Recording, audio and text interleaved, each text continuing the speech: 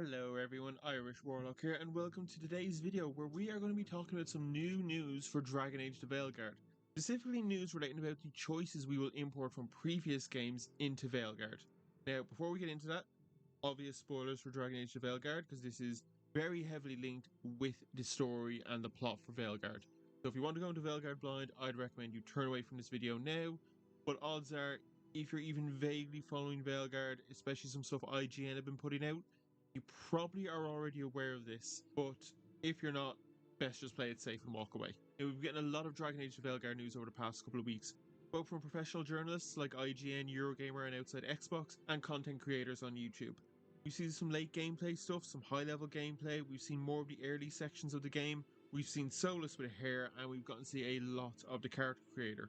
But it was through the character creator and an IGN article where we got some interesting and possibly off-putting news when it comes to bringing previous player choices from past games into Dragon Age the Veilguard.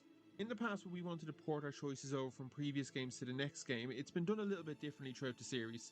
When moving choices from Dragon Age Origins to Dragon Age 2, it was just a direct port. You just had to have files saved onto the same console or PC that you were playing on. For Dragon Age Inquisition, it was a little bit different. They introduced us to something called the Keep. Keep was an online cloud where basically you went through and got to make a bunch of choices related to Origins and 2, and then when you went in to play Dragon Age Inquisition, you linked it with the Keep and chose which save file you wanted to port over. The Keep was a little off-putting when it was first announced, but in the end it made a lot of sense for a lot of people, myself included. There was a lot of choices from the previous two games and all of their DLC, so you couldn't really import everything. Also, there was a lot of choices from both Dragon Age Origins and Dragon Age 2 that weren't going to play a part in Inquisition, so the Keep allowed BioWare to cull down what choices were no longer relevant. Although one of the biggest reasons for the Keep being introduced was at the same time Inquisition was releasing was when the console generation was changing. We were moving from the PS3 era onto the PS4 era.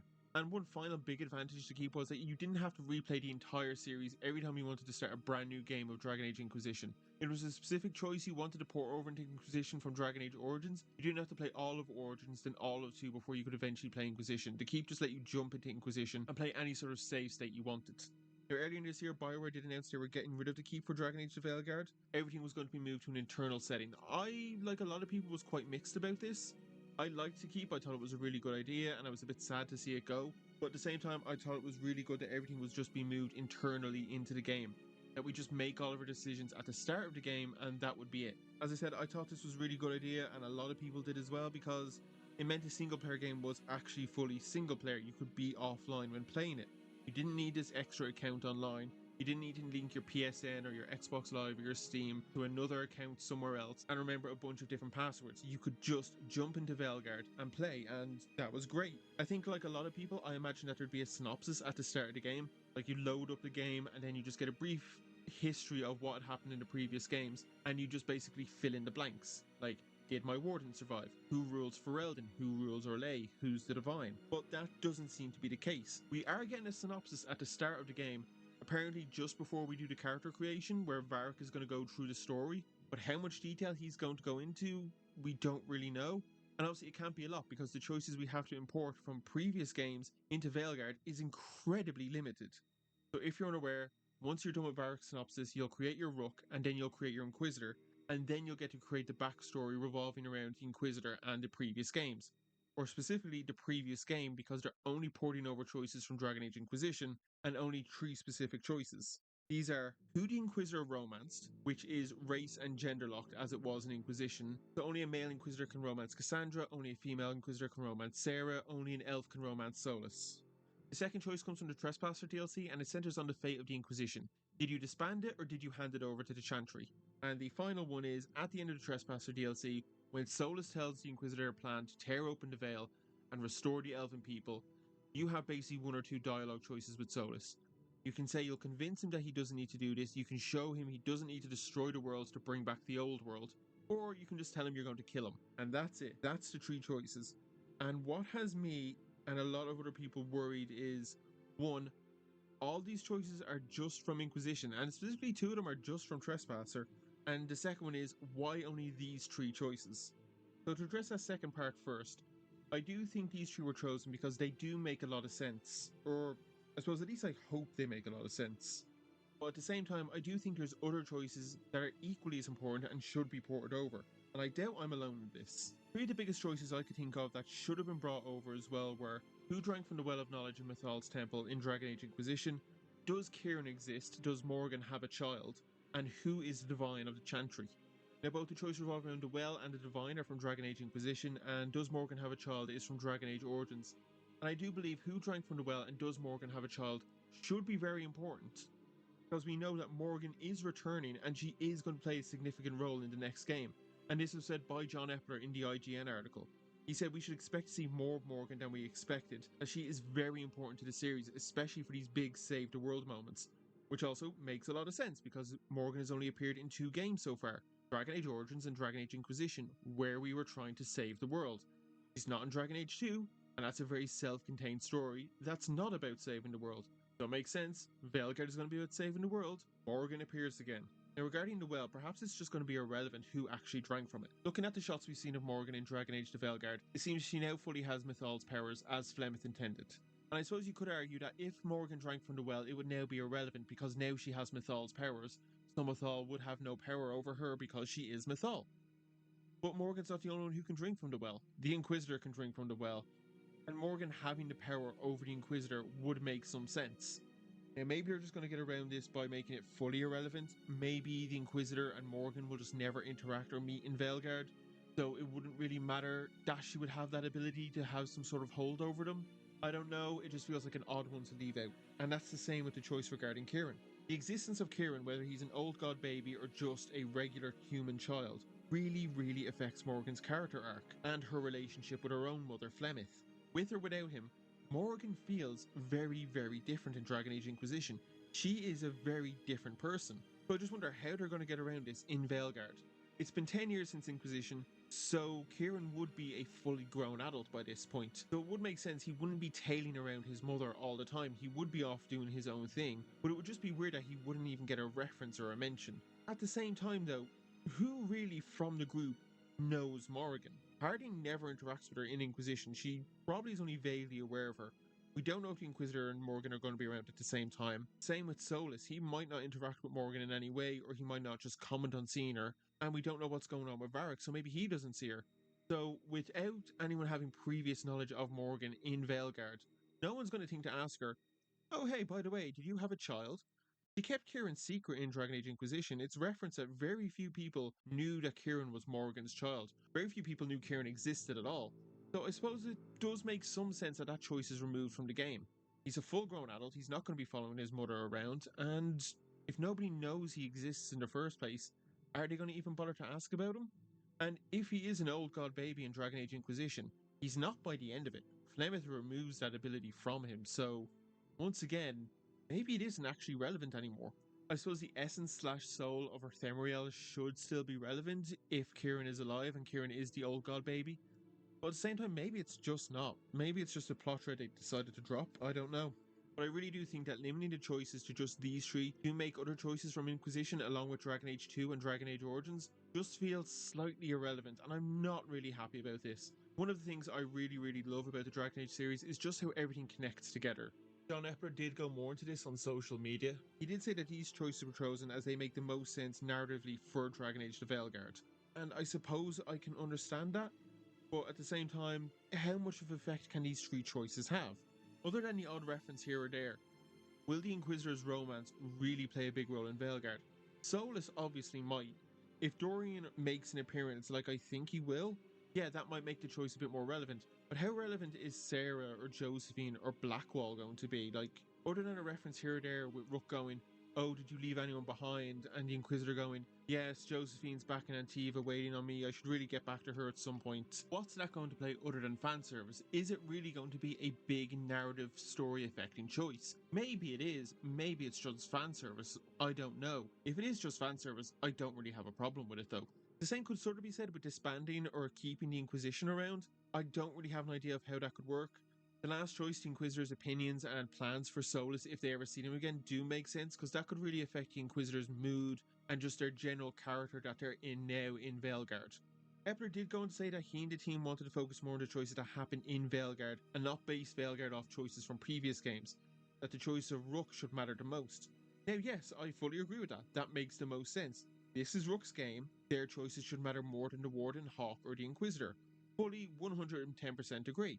However, I think it's always been like that. The choices from Origins brought over into Dragon Age 2, they played a part, but they didn't take away from Hawke's story or Hawke's choices. And the same, the choices brought over from Origins and Dragon Age 2 didn't affect the Inquisitor all that much. It was the Inquisitor's story, their choices mattered more. Other than one or two things like who's your warden ally, is it Stroud, Alistair, or Loghain? All the other choices were mainly small references and just minor tweaks, yet Kieran was the other one, as I mentioned. But Kieran being there or not being there doesn't change the game 100%. It doesn't even change the game slightly. The story and path and arc you take is still the same. It's Morgan that's a little bit different, but even then, the story beats are still the same. Morgan joins the Inquisition. She explains what the Eluvians are. You go to Mythal's temple. You interact with Flemeth. You defeat Corypheus together. Some of the small filler and fluff are different if Kieran is there or not there, but that's about it. In the article, Epper said they wanted the past choices to be more than just cameos or one-liners. They wanted them to be significant parts of the story. And yes, I fully get that. A big criticism for past games has been that the choices feel like they don't impact the game all that much. And that line about them being more than just cameos and Easter eggs and references makes a lot of sense. Think about Alistair's fate in Dragon Age Origins and how it plays out in Dragon Age Inquisition.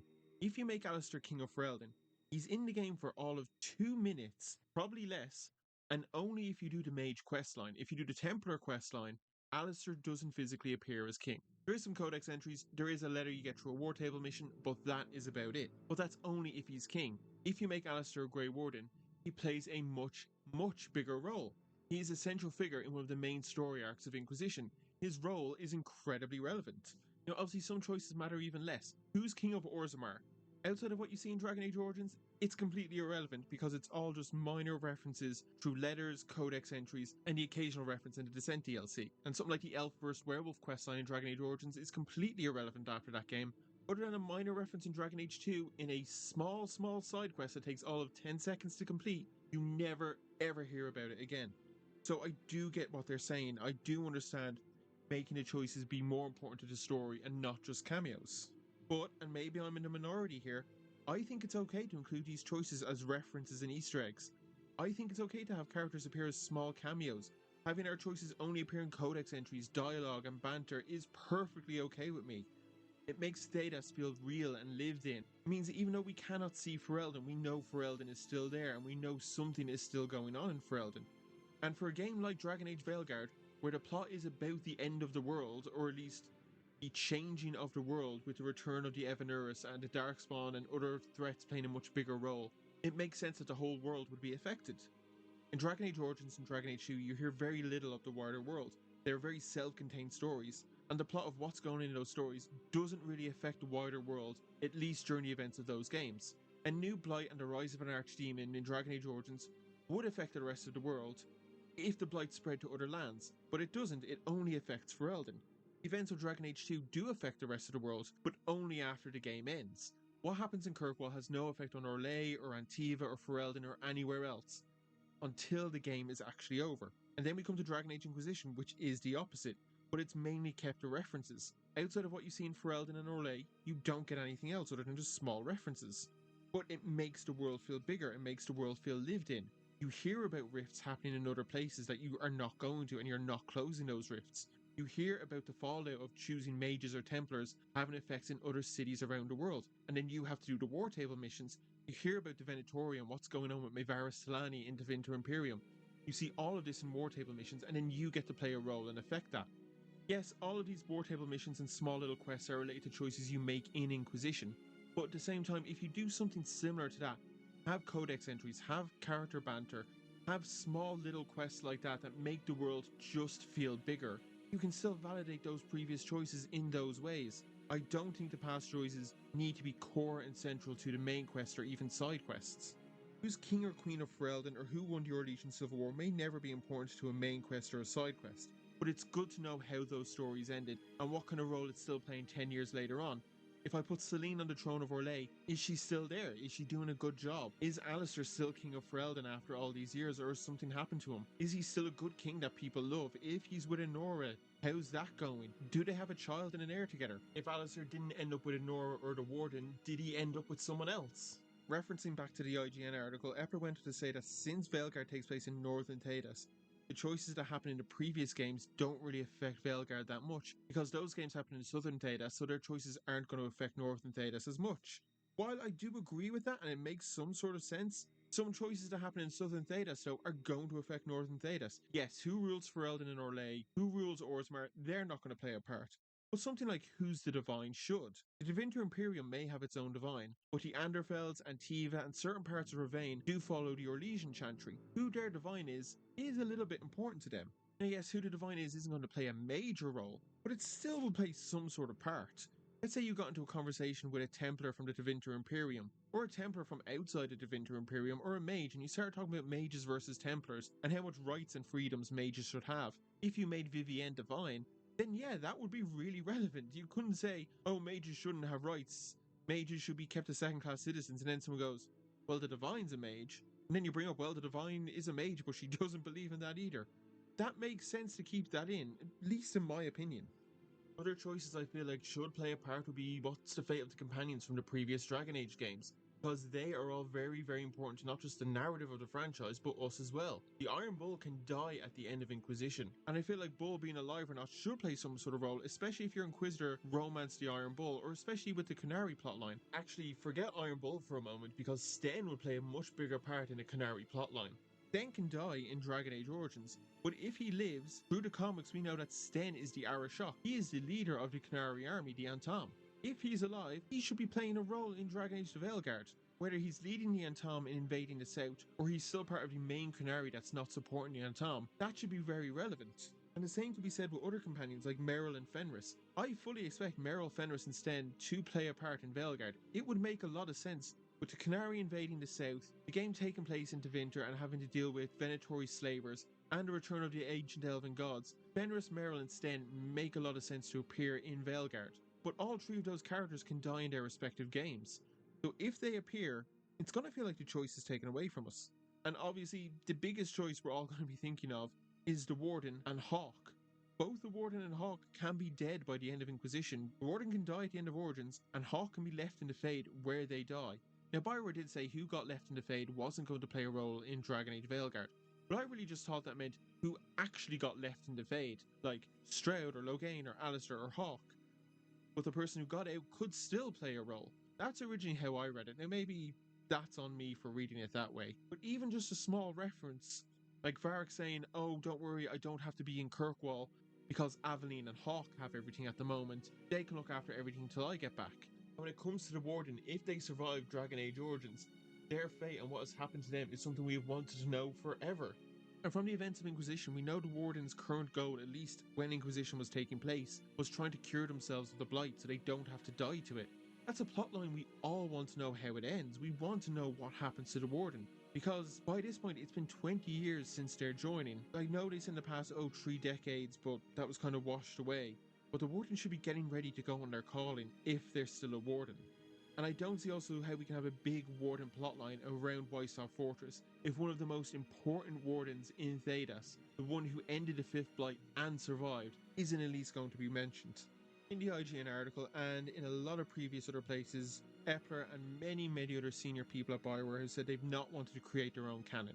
Obviously they've done some stuff with comics and novels and you just kind of have to take those as is, but when it comes to the game they don't want to create their own canon. They've said this all the time, which is good, because for a series that's based so heavily on choice, developers should not be trying to create their own canon outside of stuff like comics and novels. But if any previous choice from a previous game comes up, and it's not one we get to choose or decide, then they are creating their own canon.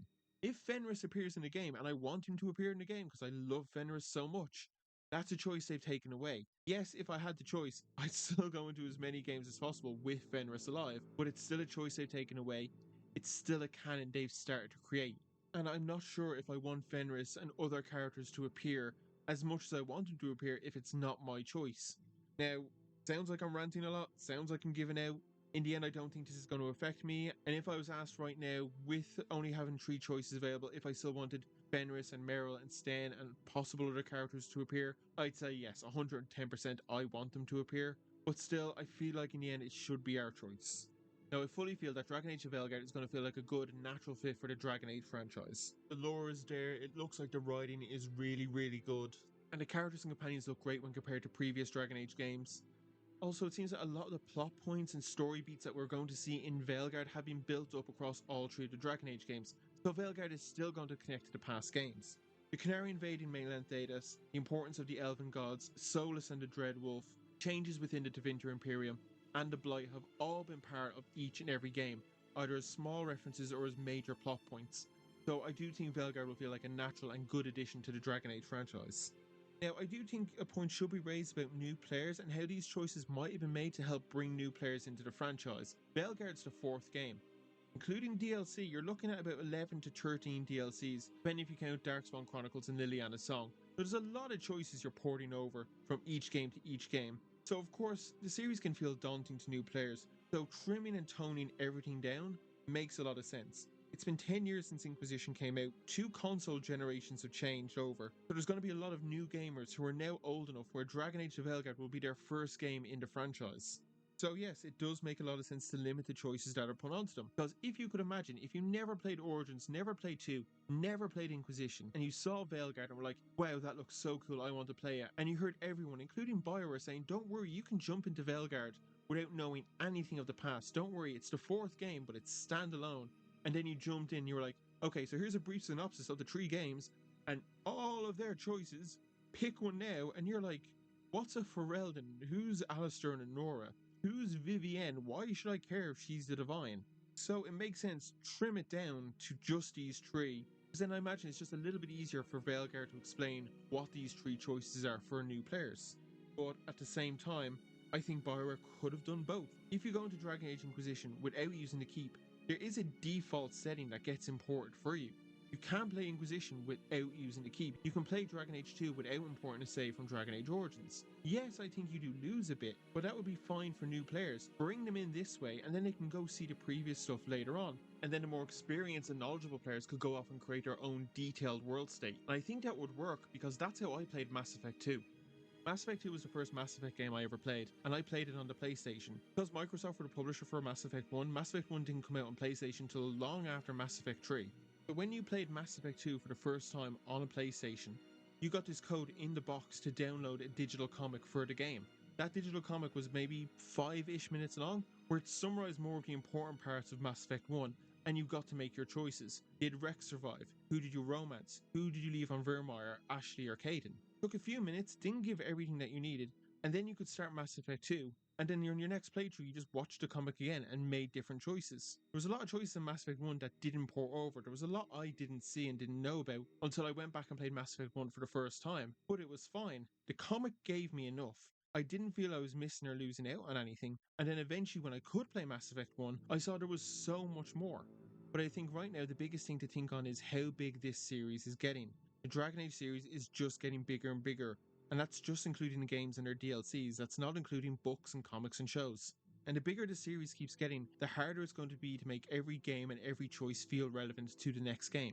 The IGN article did ask, was Dragon Age the Veilguard going to be the last Dragon Age game? And they gave the kind of standard, we don't know answer. It's obviously going to be based a lot on sales and reviews and other stuff like that.